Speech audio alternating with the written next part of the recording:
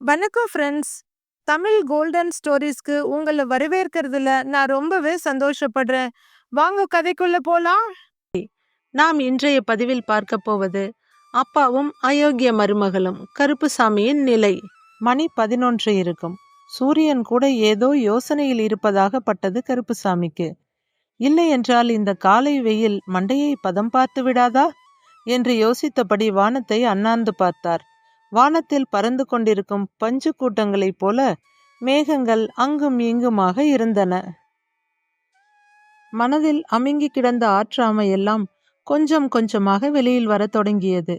இந்த 2 மாடுகளும் அதனுடைய கன்றுகளுக்குமாக வாழ்ந்துதான் ஆக வேண்டும் என்று முடிவெடுத்து இருந்தவருக்கு ஒரு பிடிப்பாக இருந்தது அவருடைய மனைவி நல்லம்மாவின் அட்டிகையும் அந்த 2 500 ரூபாய் கட்டுகளும். இறுக கட்டியிருந்த உரச்சாக்கு பை தோளில் தொங்க, அத்துடன் அவருடைய மண்வெட்டி குழந்தையாய் தோளில் தொற்றிக்கொண்டது. மாடுகளுடன் நடந்து கொண்டிருந்தவர் கிட்டத்தட்ட 4-5 கிலோமீட்டர் தூரம் வந்திருப்பார். வெயில் குறைவாக இருப்பதால் பரவாயில்லை. இல்லை என்றால் மாடுகள் எல்லாம் இந்நேரம் துவண்டு போயிருக்கும். வெயில் இல்லாவிட்டாலும் பரவாயில்லை, தண்ணீர் காட்டிவிட்டு சற்று நேரம் நிழலில் கட்டி போடலாம் என்று முடிவெடுத்தவர் சற்று தூரத்தில் ஒரு பம்ப் செட் ஓடிக்கொண்டிருப்பதை பார்த்தார். அங்கு சென்று மாடுகளுக்கு தண்ணீர் காட்டிவிட்டு அங்கு கூட்டமாக இருந்த மரங்களுக்கு நடுவில் மாடுகளை கட்டிவிட்டு தோளில் இருந்த துண்டை உதறி கீழே விரித்து அதன் மேல் உட்கார்ந்தார். அந்த உரசாக்கு பையையும் மண்வெட்டியையும் கீழே வைத்தவர் அப்பாடா என்று உட்கார்ந்தார். அப்போதுதான் தோன்றியது, நாம் காலையில் இருந்து இதுவரை தண்ணீர் கூட குடிக்கவில்லை என்று. அவரும் பம்ப் செட்டிடம் சென்று தண்ணீரை குடித்துவிட்டு வந்து மறுபடியும் அமர்ந்தார். ஏதோ ஒரு முடிவில் வீட்டை விட்டு வந்துவிட்டோம். என்ன செய்வது? அடுத்து எங்கே போவது? அவருடைய மனது வீட்டுக்கே சென்றது. இந்நேரம் ஐயர் வந்து திவசமெல்லாம் முடிச்சிட்டு கிளம்பி இருப்பாரு. சொந்த பந்தமெல்லாம் வந்து இருக்கும். இப்ப இருக்க பசங்களுக்கு உறவை பத்தி அக்கறையாவது ஒன்னாவது. முன்னெல்லாம் அமாவாசைனா கூட ஒன்னா உலை வச்ச குடும்பம். ராத்திரி சோறு ஒரு நாள் வீட்டுக்குள்ள சாப்பிட்டதே இல்லை. எத்தனையோ நாள் ராத்திரி அம்மா ரசமும் துவையலும் வைத்த போது ஒரு கிண்ணத்துடன் சித்தப்பா பெரியப்பா வீட்டில் போய் குழம்பு வாங்கி கொண்டு வந்து சாப்பிட்டது அவர் கண்முன் விரிந்தது. ஆனால் இப்பொழுதெல்லாம் அவர் பேத்தி டிவியை பார்த்து கொண்டு என்ன சாப்பிடுகிறோம் என்றே தெரியாமல் சாப்பிடுகிறாள். சமீப காலமாக ரோட்டில் எதிரெதிராக பார்த்து கொண்டால் கூட ஐயோ பார்த்து விட்டோம் என்பதற்காக ஏதோ ஒரு வார்த்தை பேசியாக வேண்டுமே என்பது மாதிரி போய்விட்டது உறவுகள். என்னமோ உறவு, என்னவோ அக்கம்பக்கம், அட போய்யா என்றது அவரது மனது. அக்கறை இருந்தா இந்நேரம் என்னை தேடிக்கொண்டு வந்திருப்பானுங்க இல்ல. இதே என் அண்ணனோ சித்தப்புவோ இருந்தா நான் இவ்வளவு தூரம் வந்திருக்க முடியுமா என்று வருந்தினார். கிணறு வெட்டும்போது கல் சரிந்து இறந்து போன சித்தப்பாவையும் கட்டிலோடு கிடக்கும் தன் அண்ணனையும் நினைத்து கண்கள் கலங்கினார். நல்ல உறவுகள் இல்லைன்னா இருக்கிறத விட செத்து போறது சுகமான விஷயம்தான். அவர் மனது இறப்பை பற்றியே எண்ணிக்கொண்டிருந்தது. முன்பெல்லாம் இருக்கிறதா என்றே தெரியாத உடம்பு இப்போதெல்லாம் கனமாக தோன்றியது. சுவாசிப்பது கூட ஒரு பெரிய சுமையாக தெரிந்தது. இப்படிப்பட்ட நிலை வரும் என்று கருப்புசாமி ஒரு நாளும் கனவிலும் கூட நினைத்ததில்லை. பிறந்து வளர்ந்து வாழ்ந்த ஊரிலேயே கடைசி மூச்சை விடுவதும் ஒரு மிகப்பெரிய பாக்கியம். இதற்கு முன்பு யாராவது நீ பிறந்து வளர்ந்த ஊரை விட்டு வெளியூருக்கு போவ என்று சொல்லியிருந்தால் அவர் நம்பி இருக்க மாட்டார். ஆனால் கற்பனையில் கூட நினைக்காததெல்லாம் நடப்பதுதானே வாழ்க்கை. அவருடைய மனதில் கலவையான உணர்வுகளும் ஒருவித பயமும் திரும்ப திரும்ப வந்து கொண்டிருந்தது. திரும்பி மாடுகளை பார்த்தார். அவைகளும் நிழலில் படுத்தபடி அசை போட்டு கொண்டிருந்தன. ஒருவேளை இந்த மாடுகளும் வீட்டு நினைவைத்தான் அசை போட்டு கொண்டிருக்கின்றனவோ என்று யோசித்தார். ஆனால் அவைகள் முகத்தை பார்த்தபோது அந்த மாடுகள் வருத்தப்படுவதைப் போல தோன்றவில்லை. அதான் நீ இருக்கியே என்ற நம்பிக்கை அவைகளின் கண்களில் தெரிந்தது. கருப்புசாமி மாடுகளை மட்டுமே மரத்தில் கட்டியிருந்தார். கன்றுகள் கழுத்தில் கயிறு இருந்ததே தவிர அவற்றை கட்டவில்லை. உட்கார்ந்திருந்தவரின் பக்கத்தில் 2 கன்றுக்குட்டிகளும் வந்தன. சற்று நேரம் பார்த்து கொண்டிருந்த இரண்டும் அவருக்கு பக்கத்துக்கு ஒன்றாக படுத்து கொண்டன. அவற்றை தடவி கொடுத்தபடியே உட்கார்ந்திருந்த கருப்பசாமி மனதை திடப்படுத்தி கொண்டு, சரி சரி கிளம்புங்க, இன்னும் எத்தனை நேரம் இங்கே உட்கார்ந்திருக்கிறது? அழுது அழுது பெத்தாலும் அவதான் பெக்கணும். உங்க தலையெழுத்து என் தலையெழுத்து எப்படி இருக்கோ அதுபடி நடக்கட்டும். என்று சொல்லியபடி தன் உடைமைகளை எடுத்துக்கொண்டு மாடுகளை பிடித்து கொண்டு மீண்டும் நடக்க ஆரம்பித்தார். கெட்டும் பட்டணம் சேர்ன்னு சொல்லுவாங்க. முதல்ல சம்மந்தி வீட்டுக்கு போவோம்.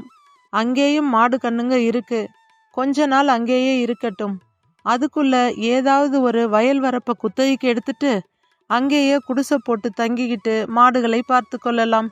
கருப்புசாமியின் மனதில் என்னென்னமோ எண்ணங்கள் ரீங்காரமிட்டு கொண்டிருந்தன. சற்று தூரம் போய்க் கொண்டிருந்தவர் ரோட்டில் கார் ஹாரன் சவுண்டு கேட்டு மாடுகளுடன் ரோட்டின் ஓரத்துக்கு ஒதுங்கினார். அவரை சற்று கடந்து சென்ற அந்த கார் அப்படியே நின்றது. காரின் டிரைவிங் சீட்டில் இருந்து சிவராமன் இறங்கி வந்து பின்கதவை திறந்துவிட ஒரு 90 வயது மதிக்கத்தக்க மனிதர் மெதுவாக கீழே இறங்கி நின்றார். மனச்சோர்வும் உடல் சோர்வும் சேர்ந்து எதுவும் புரியாமல் நடந்து கொண்டிருந்த கருப்புசாமிக்கு ஏன் கார் நின்றது என்று புரியவில்லை. காரில் இருந்து இறங்கிய அந்த வயதானவர், சிவராமா, அது நம்ம வீராசாமியோட மகன் கருப்புசாமி தானே என்று கேட்டார். கருப்புசாமியின் வயதை ஒத்த அந்த சிவராமனும், ஆமாப்பா, அது நம்ம கருப்புசாமி தான் என்று சொல்ல அதற்குள் மாடுகளுடன் கருப்புசாமியும் கார் நிற்கும் இடத்துக்கு வந்திருந்தார். இப்போது சிவராமனிடம் கேட்க நினைத்த கேள்வியை கருப்புசாமியிடமே நேரடியாக கேட்டார் குருமூர்த்தி என்ற அந்த வயதானவர்.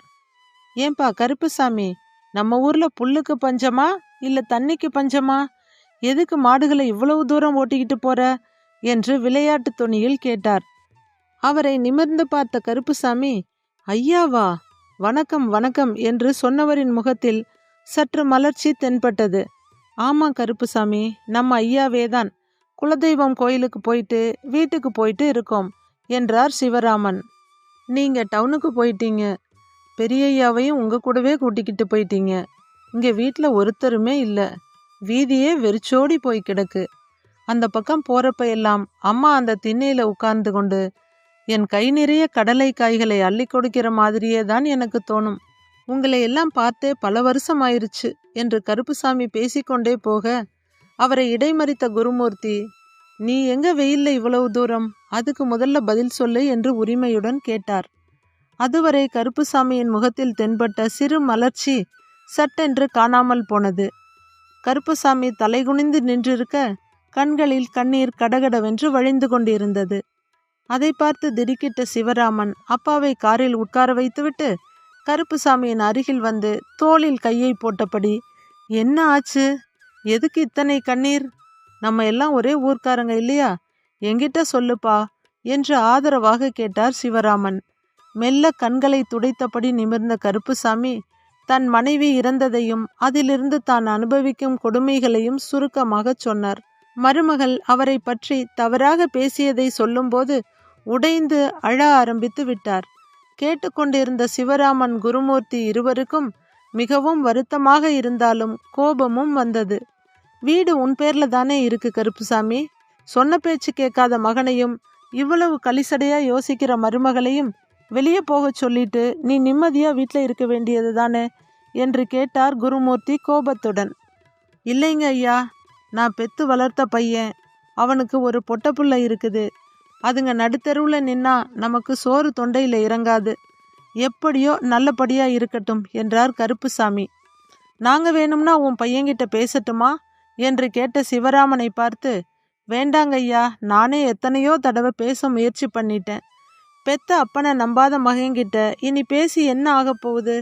அவங்களா உணர்ந்தாதான் உண்டு என்று முடிவாக சொல்லிவிட கருப்புசாமியை அப்படியே விட்டுவிட்டு செல்ல குருமூர்த்திக்கும் சிவராமனுக்கும் மனம் வரவில்லை. குருமூர்த்தி வேறு யாரும் அல்ல, கருப்புசாமியின் ஊரில் இருந்த சிறிய சிவன் கோவிலை பார்த்து கொண்டிருந்தவர்தான். அவருடைய தோட்டத்தில்தான் கருப்புசாமியின் அம்மா அப்பா இருவரும் விவசாயம் செய்து கொண்டிருந்தனர். அதனால் கருப்புசாமி சிறு பையனாக இருந்தபோது அடிக்கடி அவர்கள் வீட்டுக்குத்தான் ஓடுவார். அப்போதெல்லாம் திண்ணையில் உட்கார்ந்திருக்கும் குருமூர்த்தியின் மனைவி கை நிறைய கடலை காய்களை அள்ளி கருப்புசாமியின் கையில் கொடுப்பார். அத்தோடு இல்லாமல் வீட்டுக்குள் சென்று ஒரு அச்சு வெல்லமும் கொண்டு வந்து கொடுப்பார். பச்சை கடலை பித்தம், சாப்பிட்டு கொஞ்சம் வெல்லமும் சாப்பிட்டுடு, சின்ன பையன்தானே, அதெல்லாம் நல்லா செரிமானம் ஆயிடும் என்று சிரித்து கொண்டே சொல்வார். அந்த அம்மாவின் சிரித்த முகமும் மருதாணி வைத்த கைகளோடு அள்ளி கொடுக்கும் கடலைகளும் இன்னும் கருப்புசாமிக்கு கண்களை விட்டு நீங்கவில்லை. குருமூர்த்தி ஐயரின் மகன் சிவராமன் டவுனில் இருக்கும் தனது தாய்மாமன் வீட்டிலேயே தங்கி படித்து அங்கேயே வேலை பார்க்க ஆரம்பித்திருந்தார். அதனால் மனைவி இறந்த பிறகு குருமூர்த்தியும் டவுனில் இருக்கும் மகனுடனேயே சென்று விட்டார். அதுவரை காரில் அமைதியாக உட்கார்ந்திருந்த சிவராமனின் மனைவி கௌரி அவரை பார்த்தா காலையிலிருந்து எதுவும் சாப்பிட்ட மாதிரியே தெரியல, நிற்க கூட சிரமப்படுற மாதிரி தெரியுது என்று சொல்லி வாழை இலையில் கட்டப்பட்டிருந்த 2 சாப்பாட்டு பொட்டலங்களை எடுத்து தன் கணவர் சிவராமனிடம் கொடுத்தார். கருப்புசாமியை வற்புறுத்தி அவர் கையில் உணவு பொட்டலங்களை கொடுத்த சிவராமன், முதல்ல சாப்பிட்டு வா, எதுவா இருந்தாலும் அப்புறம் பேசிக்கலாம், மாடுகளையும் கன்றுகளையும் அந்த நிழலில் விடு, நாங்க பார்த்து கொள்கிறோம் என்று சொன்ன சிவராமன் வண்டியை சற்று தள்ளி இருந்த மரத்தடியில் நிறுத்திவிட்டு வர குருமூர்த்தியும் கௌரியும் கூட காரில் இருந்து கீழே இறங்கி நிழலுக்கு வந்திருந்தனர்.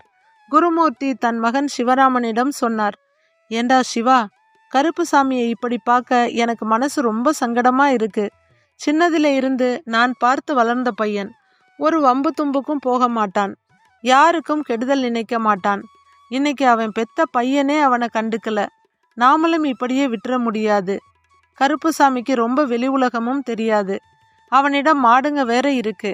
அவன் பேசுறத வச்சு பார்க்கும்போது அவனோட சம்மந்தி வீட்டுக்கு போறதுக்கு ரொம்ப தயங்குற மாதிரி தான் இருக்கு. எங்க போவான்? டவுன்ல தான் நம்மளோட தோட்டம் இருக்குல்ல, அதுல சின்னதா ஒரு வீடும் இருக்கு. கருப்புசாமி அங்கே தங்கி கொள்ளட்டும், நாம வேணா அவன் பையன்கிட்ட பேசி பார்க்கலாம்.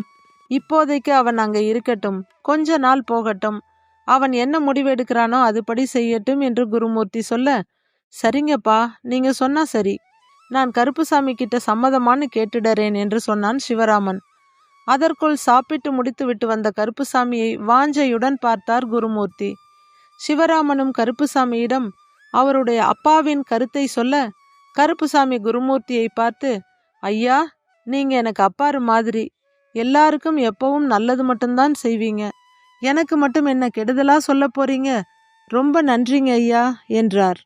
அப்படின்னா சரி கருப்புசாமி, இங்க இருந்து டவுனுக்கு எப்படியும் 30 மைல் இருக்கும், அவ்வளவு தூரம் மாடுங்க நடந்துரும். ஆனா கன்றுக்குட்டிங்க ரொம்ப பாவம், அதனால நான் ஒரு லாரியை வர சொல்றேன், நீ மாடுகளையும் கன்றுகளையும் ஏத்திக்கிட்டு நேரா தோட்டத்துக்கு வந்துடு என்று சொன்ன சிவராமன் உடனடியாக ஒரு லாரிக்கு ஃபோன் பண்ணி வர சொல்லிவிட்டு கருப்புசாமியின் கையில் தோட்டம் மற்றும் வீட்டின் முகவரி, கொஞ்சம் பணம் ஆகியவற்றை கொடுத்துவிட்டு காரில் கிளம்பினார்.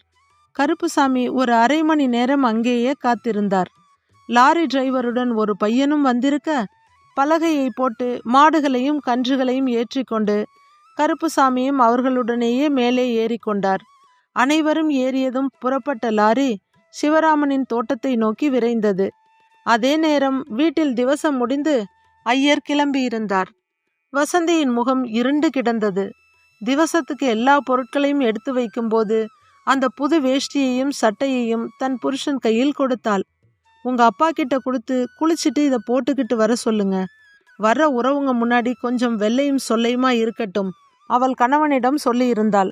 வெகு நேரமாகியும் கருப்புசாமி வராததால் போய் திட்டிவிட்டு வரலாம் என்று வசந்தி கிளம்ப, அவளுடைய அம்மா, அப்பா, அண்ணன், அண்ணி, அவர்கள் பிள்ளைகள் என்று அனைவரும் உள்ளே வர, இப்போது எப்படி வெளியே போவது என்று நினைத்தவள் பல்லை கடித்து கொண்டு அவர்களுக்கு உட்கார பாய் விரித்து கொண்டிருந்தாள். கணவனை அனுப்பி கிழவனை கூட்டி வரச் சொல்லி இருந்தாள். ஆனால் திரும்பி வந்த சின்ன தம்பியும் அப்பா மாடுகளை அவிழ்த்து கொண்டு ரோட்டில் போய்கொண்டிருப்பதாக சொன்னான். எல்லோர் முன்னாடியும் நம்மளை கேவலப்படுத்தணும்னே மேய்ச்சலுக்கு ஓட்டி கொண்டு போகிறான் இந்த கிழவன் என்று முணுமுணுத்தாள். அவள் மனமோ, இந்த கிழட்டு பைய காலை உடைச்சு போட சொல்லி இருக்கணும், வீட்டில் தேவையும் அதுவுமா இது பாட்டுக்கு வெளியே போயிடுச்சு, கேட்குறவங்களுக்கு கை கொடுக்க முடியாதே என்று எண்ணியவள் சின்ன தம்பியை விட்டு மாமனாரை அழைத்து வர சொல்லலாம் என்று எண்ணினாள். ஆனால் அதற்குள் ஐயர் வந்துவிடவே ஐயருக்கு தேவையானவற்றை எடுத்து வைக்கவும் மற்ற வேலைகளை பார்க்கவும் நேரம் சரியாகிவிட்டது. அத்துடன் சின்ன தம்பியுடைய சித்தப்பா, பெரியப்பா வீட்டில் உள்ளவர்களும் வந்துவிட்டனர். வந்த அனைவரும் தவறாமல் கேட்ட கேள்வி கருப்புசாமி எங்கே என்பதைதான். சின்னத்தம்பி என்ன பதில் சொல்வது என்று தெரியாமல் முழித்து கொண்டிருக்க, வசந்தி தான் முன்வந்து அனைவருக்கும் பதில் சொன்னாள். மாமா தாம் பட்டினியாக இருந்தாலும் மாடுகளை பட்டினியா விடமாட்டாரு, அதனால மகங்கிட்ட நீதானே கொல்லி போட்ட, திவசத்தையும் நீயே கொடுத்துடு, எனக்கு மனசு தாங்கல, நான் மாட்டை ஓட்டிக்கிட்டு மேய்ச்சலுக்கு போறேன்னு சொல்லிக்கிட்டு இருந்தாரு. ஏதோ அத்தைய நினைச்சு ஆதங்கத்துல பேசிக்கிட்டு இருக்காருன்னு நினைச்சோம். நாங்களும் வேலை மும்முரத்துல இருந்ததால அவர் மாட்டை ஓட்டிக்கிட்டு போனதை கவனிக்கல என்று கூறி முடித்தாள். அது எப்படி போறது? திவசம் முடிஞ்சதும் தலைக்கு எண்ணெய் வச்சு குளிக்கணும். நிறைய செய்முறையெல்லாம் இருக்குல்ல. அவருக்கு தான் வயசாயிடுச்சு. போறேன்னு சொன்னாலும் நீங்க எப்படி அவரை இன்னைக்கு விடலாம் என்று கேள்வி மேல் கேட்டுக்கொண்டிருந்தனர். அதற்குள் சின்னத்தம்பி, படையல் போட்டாச்சு, வாங்க சாமி கும்பிடலாம். சாமி கும்பிட்டு நான் போய் அப்பாவை கூட்டிக்கிட்டு வந்துடுறேன். நீங்க எல்லாம் கையை கழுவிட்டு இலையில உட்காருங்க. அதுக்குள்ள நான் போய் அவரை கையோட கூட்டிக்கிட்டு வந்துடுறேன் என்று சொல்லிவிட்டு சாமி கும்பிட ஏற்பாடு செய்தான். வீட்டு சாமி கும்பிட்டு முடித்தவுடன் மற்றவர்களை கவனிக்க சொல்லிவிட்டு அப்பா மாடுகளை வழக்கமாக மேய்ச்சலுக்கு ஓட்டி போகும் இடங்களுக்கு சென்றான். அவரை எங்கும் காணவில்லை. உடன் மாடு மேய்ப்பவர்களை கேட்டபோது அவர்களுக்கும் எதுவும் தெரிந்திருக்கவில்லை. ஒரு சிலர் மட்டும் அவர் மேய்ச்சலுக்கா இல்ல விற்கிறதுக்கு ஓட்டினாரான்னு தெரியலையே, மேற்க டவுன் பக்கம் இல்ல ஓட்டிக்கிட்டு போனாரு என்று சொல்லினர். அதை கேட்ட சின்னத்தம்பிக்கு ஒன்றும் புரியவில்லை. சற்று நேரம் யோசித்தவன், சரி என்ன ஏது என்று வசந்தியிடமே கேட்டுக்கொள்ளலாம் என்று எண்ணியபடியே வீட்டுக்கு வந்து சேர்ந்தான். அதற்குள் வந்திருந்த பாதி பேர் சாப்பிட்டு கிளம்பி இருக்க சின்னத்தம்பியின் பங்காளிகள் மற்றும் ஹாலிலேயே உட்கார்ந்திருந்தனர். அவர்களும் சின்னத்தம்பியோடு அவனுடைய அப்பா வந்துவிடுவார் என்று எதிர்பார்த்து இருந்தனர். ஆனால் சின்னத்தம்பி முகத்தை பார்த்தவுடனேயே ஏதோ விபரீதம் என்பதை புரிந்து கொண்டனர். அதுவரை மேய்ச்சலுக்குத்தான் போயிருப்பார் என்று நம்பிக்கொண்டிருந்த வசந்தியும் திகைத்து போனாள். அவள் மாமனார் இப்படி ஒரு முடிவை எடுப்பார் என்று அவள் கற்பனை கூட செய்து பார்த்திருக்கவில்லை. நாய் காலை சுத்திக்கிட்டு இருக்கும்னு நினைச்சா எங்கேயோ போயிடுச்சா என்று அவள் மனம் ஓலமிட்டது. இதுவரை கருப்புசாமி அவருடைய சங்கடத்தை பற்றி யாரிடமும் எதுவும் சொன்னதும் இல்லை. அவர் மாட்டுக்கொட்டகையில் தங்கியிருந்தது அவருடைய சித்தப்பா பெரியப்பா பிள்ளைகளுக்கு தெரியும். வீட்டுக்கு வீடு வாசப்படி. இப்பெல்லாம் வர்றவளுங்க எங்க மாமனார் மாமியாரை மதிக்கிறாளுங்க. கல்யாணம் பண்ணிட்டு வர்ற அன்னைக்கே அவங்களுக்கு கருமாதி இல்ல பண்ணணும்னு நினைக்கிறாளுங்க. பெண்டாட்டியும் இல்லை. அதனால அவர் பாட்டுக்கு தகர கொட்டாயில ஒதுங்கிட்டாரு போல என்று இதுவரை நினைத்து கொண்டிருந்தனர். அதை பற்றி பெரிதாக எடுத்துக்கொள்ளவில்லை. ஏனென்றால் அவரவர் வேலையே அவரவருக்கு பெரும் பிரச்சனையாக இருந்தது. ஆனால் இப்போது ஆளே இல்லை என்ற போது எல்லோருக்கும் சங்கடமாக இருந்தது. மாடு கன்றுகளோடு போயிருப்பதால் வேறு மாதிரி எதுவும் நடந்திருக்காது என்று முடிவுக்கு வந்தார்கள். அவர் இல்லாமல் சின்னத்தம்பியிடமும் அவன் மனைவியிடமும் இப்போது விசாரிப்பதும் வெட்டி வேலை என்று முடிவுக்கு வந்தார்கள். சட்டென்று அங்கிருந்து கலைந்தவர்கள் ஆளுக்கு ஒரு பக்கமாக கருப்புசாமியை தேட ஆரம்பித்தனர். சிவராமனின் தோட்டத்திற்கு வந்த கருப்புசாமியின் மனநிலை சட்டென்று மாறிப்போனது. அந்த சின்ன வீட்டின் தாழ்வாரத்தில் கிடந்த கயிறுகளை எடுத்து மாடுகளின் கயிறோடு பிணைத்து நீளமாக்கி அதனை முளைக்குச்சியில் கட்டிவிட்டார். அவைகளுக்கும் வண்டியில் வந்தது அசதியாக இருந்திருக்கும் போல. புது இடம். கயிற்றோடு சுத்தி சுத்தி வந்த மாடுகள் ஒரு கட்டத்தில் தென்னை மர நிழலில் படுத்துவிட்டன. கை கால்களை கழுவி கொண்டு திண்ணையில் உட்காரலாம் என்று கருப்புசாமி வர அந்த தோட்டத்தின் கேட்டை தள்ளி கொண்டு ஒரு இளைஞன் உள்ளே வந்தான். அவன் வந்த வண்டி கேட்டுக்கு வெளியே நின்றது. உள்ளே வந்தவன் கருப்புசாமியின் கையில் ஒரு சாவியையும் ஒரு பையையும் கொடுத்து, தாத்தா, சிவராமன் சார் உங்ககிட்ட இதை கொடுக்க சொன்னாரு. இது இந்த வீட்டோட சாவி. இந்த பையில சாப்பாடு இருக்கு. உங்களை சாப்பிட்டு ரெஸ்ட் எடுக்க சொன்னாரு. சாயந்தரம் வந்து பார்க்கிறேன்னு சொன்னாரு என்று சொல்லிக்கொண்டே அந்த இளைஞன் கன்று குட்டிகளின் அருகில் போனவன் அவற்றின் முதுகை வருட ஆரம்பித்தான். கருப்புசாமியின் பக்கம் திரும்பியவன், தாத்தா, இதுங்க பெயர் என்ன என்று கேட்டான். என்னது பேரா? கன்று குட்டிகளுக்கா? கிராமத்தில் குருமூர்த்தி ஐயா வீட்டில் இருந்த பசுவிற்கு மட்டும் பெயர் இருந்தது போல அவருடைய ஞாபகத்துக்கு வந்தது. அது கூட ஏதோ என்று யோசித்து கொண்டிருக்கும் போதே, தாத்தா, உங்க பேர் என்ன என்று கேட்டான் அந்த இளைஞன். என் பேரு கருப்புசாமி என்று சொல்லிக் கொண்டிருக்கும் போது, தாத்தா, இதுங்களுக்கு நான் பேர் வைக்கட்டுமா என்று ஆர்வமுடன் கேட்டான் அந்த இளைஞன். சட்டென்று அவருடைய மனம் அவருடைய பேத்தி சுமதியிடம் சென்றது. அவள் ஒரு நாளும் மாட்டுக்கொட்டகைக்குள் வந்ததும் இல்லை. இவைகளை சுண்டு விரலால் கூட தொட்டதும் இல்லை. சரி தாத்தா, பேர் செலக்ட் பண்ணிட்டு அப்புறமா வரேன், நீங்க சாப்பிடுங்க என்று சொன்னவன் கிளம்பினான். சாப்பாட்டுடன் திண்ணையில் உட்கார்ந்த அவருக்கு அதை பிரிக்கவே மனம் வரவில்லை. அப்படியே ஒதுக்கி வைத்துவிட்டு படுத்தவர் தூங்கி போனார். மாலை 5 மணி அளவில் அங்கே வந்த சிவராமன் அவரை எழுப்பிய பிறகுதான் கண் விழித்தார் கருப்புசாமி. சிவராமன் கருப்புசாமியை விட 2-3 வயது மூத்தவர். தன்னை பெயர் சொல்லி அழைக்கும்படி சிவராமன் எத்தனையோ முறை வற்புறுத்தியும் கருப்புசாமி வாங்க போங்க என்றுதான் சிவராமனை அழைப்பார். ஆனால் சிவராமன் கருப்புசாமியை பெயர் சொல்லி உரிமையுடன் அழைப்பார். சின்ன வயது பழக்கம்.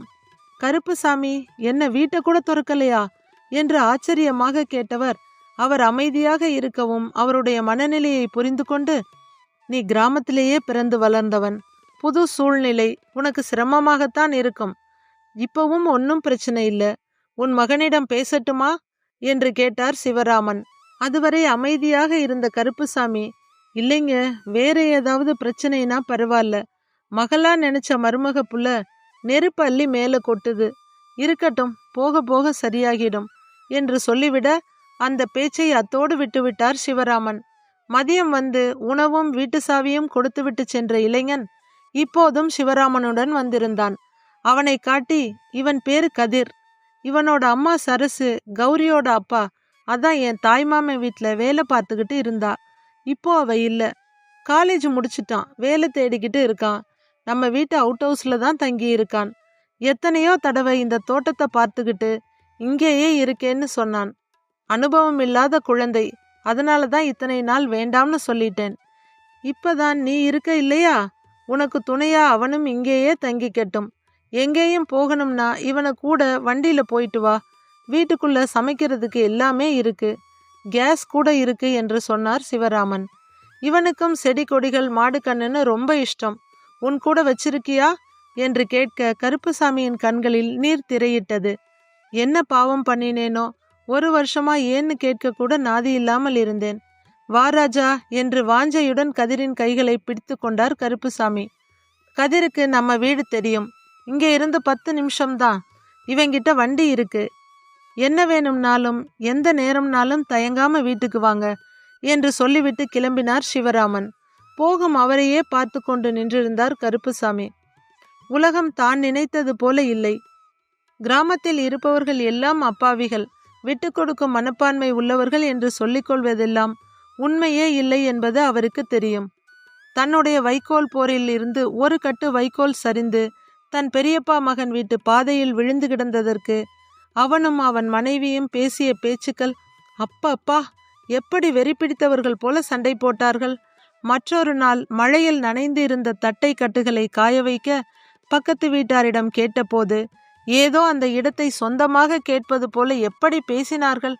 இந்த மாதிரி மனிதர்களை எல்லாம் பார்த்துவிட்டு சிவராமன், கதிர் போன்ற மென்மையான மனிதர்களை பார்க்க கருப்புசாமிக்கு ஆச்சரியமாக இருந்தது. விருப்பம் இல்லை வெறுப்பும் இல்லை என்று ஒரு மாதிரியான மனநிலையில் இருந்தார் கருப்புசாமி. மதியம் கதிர் கொண்டு வந்த உணவு அப்படியே இருக்க இருவரும் அதை சாப்பிட்டுவிட்டு வீட்டின் திண்ணையில் உட்கார்ந்து இருந்தனர். சில தென்னை மரங்கள் இருந்ததால் அது தோட்டம் என்று சொல்லப்பட்டதே தவிர அதிகபட்சம் ஒரு 50 சென்ட் நிலம்தான் இருக்கும். ரியல் எஸ்டேட்டுக்காக பிரிக்கப்பட்டிருந்த இடத்தை அப்படியே மொத்தமாக வாங்கி அதற்கு வேலி போட்டு இருந்தனர் சிவராமன் வீட்டினர். அதில் ஒரு சிறிய வீடு, தண்ணீருக்காக போர், சில தென்னை மரங்கள், 2-3 மாமரங்கள் என்று இருந்தது அந்த இடம். சிவராமன் குடியிருக்கும் வீடு வேறெங்காவது இருந்திருந்தால் இதை ஒருவேளை அவர்கள் பண்ணை வீடாக நினைத்திருக்கலாம். ஆனால் அவர்களுடைய வீடும் அருகாமையில் இருந்ததால் இதில் பெரிதாக அக்கறை காட்டவில்லை. சுற்றி வர நிறைய வீடுகள், காலனிகள் இருந்தன. கருப்புசாமி நிறைய முறை டவுனுக்கு வந்து போயிருந்தாலும் இரவு தங்குவது இதுவே முதல் முறை. இரவு 10 ஆகியும் அங்கங்கே வண்டி சத்தங்கள் கேட்டுக்கொண்டிருந்தது. எங்கும் ஒரே வெளிச்சமாக இருந்தது. கதிர் மாடுகளை பற்றியும் கிராமத்து வாழ்க்கையை பற்றியும் கருப்புசாமியிடம் நிறைய கேள்விகளாக கேட்டுக்கொண்டிருந்தான். அவனுடன் பேசிக்கொண்டிருந்ததில் கருப்புசாமிக்கு தான் இருக்கும் இடம், தன் கவலை எல்லாமே மறந்து போய்விட்டது. கேட்டை பூட்டி கொண்டு வந்தவர்கள் வீட்டிற்குள் சென்று தூங்க போனார்கள். புது இடம் என்பதால் வெகுநேரம் கருப்புசாமிக்கு தூக்கம் வரவில்லை. காலையில் கண் விழித்து சும்மா சாத்தியிருந்த கதவை திறந்து கொண்டு வெளியே வந்தார். கதிர் அங்கே சிறு பிள்ளை போல கன்றுக்குட்டிகளுடன் விளையாடி கொண்டிருந்தான். அவைகளும் அவனை முட்டுவது போல துள்ளி துள்ளி அவனுடன் விளையாடி கொண்டிருந்தன. இவற்றை பார்த்து வியந்து நின்ற கருப்புசாமியின் உதடுகளில் வெகு காலத்துக்கு பிறகு ஒரு மெல்லிய புன்னகை வந்தது. கதிர் மிகவும் ஆர்வமுள்ள பையனாக இருந்தான். தானே சமையல் செய்து கருப்புசாமிக்கும் கொடுத்தான். அவருக்கு என்னவோ புது உலகத்தில் இருப்பது போல தோன்றியது. அவருக்கு இது பிடிக்கிறதா இல்லை பிடிக்கவில்லையா என்று சொல்ல தெரியவில்லை. கதிரிடம் சிவராமன் வீட்டுக்கு போகலாமா என்று கருப்புசாமி கேட்க அவன் உடனே சம்மதித்தான். அவரை வண்டியில் பத்திரமாக உட்காரச் சொல்லி சிவராமனின் வீட்டுக்கு வந்தபோது வராண்டாவில் குருமூர்த்தி சாய்வு நாற்காலியில் உட்கார்ந்திருந்தார். கருப்புசாமியை பார்த்தவுடன் அவருடைய முகம் மலர்ந்தது. எப்படிடா இருக்க? டவுன் பிடிச்சிருக்கா என்று கேட்க கருப்புசாமி தெரியலைங்க ஐயா என்று உண்மையை சொல்லிவிட்டார். வீட்டினுள் சென்ற கதிர் வெளியே வந்த சிவராமனின் மனைவி கௌரி கொண்டு வந்த காஃபியை குடித்த கருப்புசாமிக்கு தன் மகள்கள் திருமணத்தில் குடித்த காப்பி நினைவுக்கு வந்தது. ஐயா, இங்கே வேலை வெட்டி எதுவும் கிடைக்குமான்னு எனக்கு தெரியல. நாள் முச்சூடும் என்னால் சும்மா உட்கார்ந்து இருக்க முடியாது. தோட்டத்தில் தண்ணி நிறைய இருக்குது, நல்ல தண்ணியாகவும் இருக்குது. அதனால தோட்டத்தில் காய்கறி போடலாமாங்க ஐயா என்று கருப்புசாமி தயங்கி தயங்கி கேட்க கலகலவென்று சிரித்த குருமூர்த்தி கருப்புசாமி முதுகில் ஓங்கி ஒரு தட்டு தட்டினார். அந்த இடம் என்னோட மச்சனே, அதுதான் என் மருமக கௌரியோட அப்பா இன்வெஸ்ட்மெண்ட்டுக்காக வாங்கி போட்டது. சிவராமன் தான் சும்மா கிடக்க வேண்டாம்னு வேலி போட்டு கொஞ்சம் மரம் நட்டு ஒரு சின்ன வீட்டையும் கட்டியிருக்கான். நீ இருக்கிற வரைக்கும் அது உன்னோட வீடு மாதிரி தான். நீ என்ன வேணுமோ தாராளமா செய். காய்கறி விளைஞ்சதுன்னா இங்கே வீட்டுக்கும் கொஞ்சம் கொடுத்துடு. சொன்ன குருமூர்த்தியை பார்த்து கையெடுத்து கும்பிட்டு விட்டு கதிருடன் தோட்டத்துக்கு வந்தார் கருப்புசாமி. இருவரும் வெகு வேகமாக வேலையை பார்க்க ஆரம்பித்து ஒரே வாரத்துக்குள் பாத்தி போட்டு கரை அமைத்து விட்டனர். கதிருடன் கடைகளுக்கு சென்று தேவையான விதைகளை வாங்கி வந்தவர் அதை முறையாக நட்டுவிட இப்போது உண்மையான தோட்டமாகவே மாறிவிட்டது. கருப்புசாமி காலையும் மாலையும் பால் கறந்து ஐயர் வீட்டுக்கு தேவையான பாலை கதிரிடம் அனுப்பிவிடுவார். மீதி பாலை அக்கம்பக்கத்து வீட்டுக்காரர்கள் அவர்களாகவே வந்து வாங்கி சென்று விடுவார்கள். அதுவரை பாக்கெட் பாலை வாங்கி கொண்டிருந்த அருகில் இருந்தவர்கள் பால் நன்றாக இருக்கிறது என்று முகப்பூச்சு இல்லாமல் கருப்புசாமியிடம் நேரடியாகவே பாராட்ட உண்மையாகவே அகமகிழ்ந்து போனார். ஒரு நாள் மகன் சிவராமனுடன் அங்கு வந்த குருமூர்த்தி கருப்புசாமி அனுப்பும் பாலுக்காக நன்றி சொல்ல, ஐயா, என்ன இது பெரிய பேச்செல்லாம் பேசுறீங்க என்று கூச்சப்பட்டு போனார் கருப்புசாமி. 40 நாளில் பை நிறைய வெண்டைக்காய், கொத்தவரை, தக்காளி என்று கதிரும் கருப்புசாமியும் கொண்டு வந்து கொடுத்ததை பார்த்த கௌரி ஆச்சரியப்பட்டு போனாள். அதற்குள் காய்கறிகள் வந்து விட்டதா என்று அவற்றை திருப்பி திருப்பி பார்த்து கொண்டிருந்தாள். அலுவலகம் விட்டு வந்திருந்த சிவராமன், கௌரி, நீ இதுவரை மார்க்கெட்ல இருந்து தானே காய்கறிங்களை வாங்கிட்டு வந்திருக்க, இதை சமைச்சு சாப்பிட்டு பார், எப்படி இருக்குன்னு தெரியும் என்று சொல்லி தன் சிறு வயது நினைவுகளில் மூழ்கி போனார். சிவராமன் வீட்டிற்கு தேவையான காய்கறிகள் போக மீதி அனைத்தும் அக்கம்பக்கத்தினர் வாங்கி போய்விடுவர். அதற்கு அங்கு பயங்கர போட்டி இருக்கும். நிறைய நேரம் சிலர் வெறும் கையுடன் திரும்பி போகும்படி இருக்கும். அந்த நகரத்தில் இருந்த நிறைய சிறிய பள்ளிகள் அவர்கள் குழந்தைகளை சிவராமனின் தோட்டத்திற்கு அழைத்து வந்து அனைத்து காய்கறி செடிகளையும் பிராக்டிக்கலாக காட்டுவர். வரும் குழந்தைகள் செடிகளை மிதித்து விடாமல் அவர்களுக்கு புரியும்படி சொல்லிக் கொண்டிருப்பான் கதிர். அந்த ஏரியாவில் இருக்கும் குழந்தைகள் மட்டுமின்றி மாடுகளும் கன்றுகளும் கதிரிடம் நன்றாக ஒட்டி கொண்டன. தோட்டத்து வருமானத்தை கொண்டு போய் சிவராமனிடம் கொடுக்க அதை அவர், இது உங்கள் இருவரின் உழைப்பு, உனக்கு தேவையானதை எடுத்துக்கொண்டு மீதியை அப்படியே கதிரிடம் கொடுத்துவிடு, அவனுடைய எதிர்காலத்துக்கு சேமிக்கட்டும் என்று சொல்லிவிட்டார். உண்மையிலேயே கருப்புசாமி வியந்து போனார். இப்படியும் மனிதர்கள் உலகில் இருக்கிறார்கள் என்பது இப்போதுதான் தெரிந்து கொண்டார். கதிர் அவருடைய செல்ல பேரப்பிள்ளையாகி போனான். அவன் மட்டுமல்ல, அருகில் இருக்கும் வீடுகளின் பிள்ளைகள் பால் வாங்க வரும்போதும் காய்கறிகள் வாங்க வரும்போதும், தாத்தா, எனக்கு ஒரு வெண்டைக்காய் கொடுங்க, எனக்கு ஒரு பூ கொடுங்க என்று கேட்டு கேட்டு வாங்கி செல்வர். குறைந்தபட்சம் ஒரு நாளைக்கு சில 100 முறையாவது தாத்தா என்ற சொல் அவர் காதில் விழாமல் இருக்காது. அவருடைய மண்வெட்டி அந்த தோட்டத்து வீட்டின் தாழ்வாரத்தில் தொங்கிக் கொண்டிருந்தது.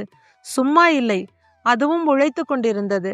ஆனால் அவர் கையில் இருந்த அட்டிகையும் பணமும் அப்படியே இருந்தது. பால் காசு, காய்கறி விற்ற காசு என்று கையில் நிறைய பணம் இருக்கிறது. அத்தோடு பையில் இருக்கும் அந்த 1 லட்சம் ரூபாயையும் கதிருடைய கணக்கில் போடச் சொல்ல வேண்டும். இது அவனுடைய கல்யாணத்துக்கு தேவைப்படும். நல்லம்மாவின் அட்டிகை மட்டும் அவள் நினைவாக நான் இருக்கும் வரை என்னுடன் இருக்கட்டும் என்று முடிவு செய்திருந்தார் கருப்புசாமி. அன்று மாலை பால் கறந்துவிட்டு கையில் பால்வாளியுடன் கருப்புசாமி வர எதிரில் நின்றவர்களை பார்த்து திகைத்து போனார். அங்கிருந்தது வேறு யாருமல்ல, அவருடைய மகன் சின்னத்தம்பியும் அவனுடைய மனைவி வசந்தியும் பேத்தி சுமதியும் தான். அதுவரை அவருடைய முகத்தில் இருந்த மலர்ச்சி சட்டென்று மறைந்து போக, திகைத்து போய் நின்றிருந்த கருப்புசாமியின் தோலை தொட்டார் அவர்களுடன் வந்திருந்த சிவராமன். அவரே தொடர்ந்தார். உன் மகன் எங்கெங்கோ விசாரித்து என்னிடம் வந்தான். நான் தான் அவனை இங்கே அழைத்து வந்தேன் என்று சொன்ன சிவராமனையும் தன்னுடைய மகனையும் மாறி மாறி பார்த்தார். அப்பா, என்னை மன்னிச்சிடு என்று காலில் விழுந்த மகனை தொட்டு தூக்கினார். மாமா, நான் கேட்பார் பேச்சு கேட்டு தெரியாம தப்பு பண்ணிட்டேன், என்னையும் மன்னிச்சிடுங்க, வாங்க நம்ம வீட்டுக்கு போகலாம் என்று கண்ணீருடன் சொன்னாள் வசந்தி. இதையெல்லாம் பார்த்து கொண்டு அமைதியாக நின்ற கதிரிடம் பால்வாளியை கொடுத்தவர், மருமகளே, வேறு ஏதாவது பேசியிருந்தால் மறந்துடலாம். ஆனா அப்பனா நினைக்க வேண்டியவன நீ தப்பா பேசிட்ட. இனி உன் முகத்தை பார்க்கிறப்ப எல்லாம் எனக்கு அந்த பேச்சுங்க தான் ஞாபகத்துக்கு வரும். வஞ்சனை இல்லாத நல்ல மனுஷங்களுக்கு இடையில வாழ்ந்துகிட்டு இருக்கேன். இங்க நான் ரொம்ப நிம்மதியா சந்தோஷமா இருக்கேன். நீங்க போயிட்டு வாங்க, நான் வரலை என்று சொல்லிக்கொண்டிருக்க சுமதி தயங்கியபடியே தாத்தா என்று அழைத்தபடி அருகில் வந்தாள். ஆனால் அதற்குள் தாத்தா என்று கத்தியபடி ஓடி வந்த 10-15 பிள்ளைகளின் குரலில் அவருடைய பேத்தி சுமதியின் குரல் அடிபட்டு போனது. கருப்புசாமி உறுதியாக சொல்லிவிட, அதற்கு மேல் எதுவும் செய்ய முடியாத அவருடைய மகனும் மருமகளும் சுமதியை கையில் பிடித்தபடி கண்ணீருடன் அங்கிருந்து கிளம்பினர். அவர்கள் போவதையே பார்த்து கொண்டிருந்த கருப்புசாமியின் கண்களும் லேசாக கலங்க, கதிர் வந்து அவருடைய கையை பிடித்தான். சட்டென்று அவனை கட்டிக்கொண்ட கருப்புசாமியின் கண்ணீர் துளிகள் கதிரின் கைகளில் விழுந்தது. அவர்களே பேசிக்கொள்ளட்டும் என்று அதுவரை தோட்டத்தை பார்வையிட்டுவிட்டு கௌரியுடன் அங்கு வந்திருந்த சிவராமன், உங்க அப்பா கல்யாணத்தப்ப எனக்கு உன்னையும் இந்த தோட்டத்தையும் கொடுத்தாரு. அப்போ உன்னை தான் ரொம்ப பிடிச்சிருந்தது, இப்ப இந்த தோட்டத்தை தான் ரொம்ப பிடிக்குது என்று சிரித்து கொண்டே சொன்னார் சிவராமன். அப்படியா, இருங்க, எங்க அப்பாவை வர சொல்றேன், உங்களுக்கு தைரியம் இருந்தா இத அவர்கிட்டயே சொல்லுங்க என்று கௌரி சொல்லி சிரிக்க, கதிரும் அவர்கள் சிரிப்பில் கலந்து கொண்டான். பார்த்து கொண்டிருந்த கருப்புசாமியின் கண்களில் இருந்து கண்ணீர் மறைந்து உதடுகளில் ஒரு கோடாய் சிரிப்பு இருந்தது. கதையை கேட்ட படித்த அனைவருக்கும் நன்றி. கதை பிடித்திருந்தால் லைக் செய்து நமது சேனலை சப்ஸ்கிரைப் செய்து கொள்ளுங்கள்.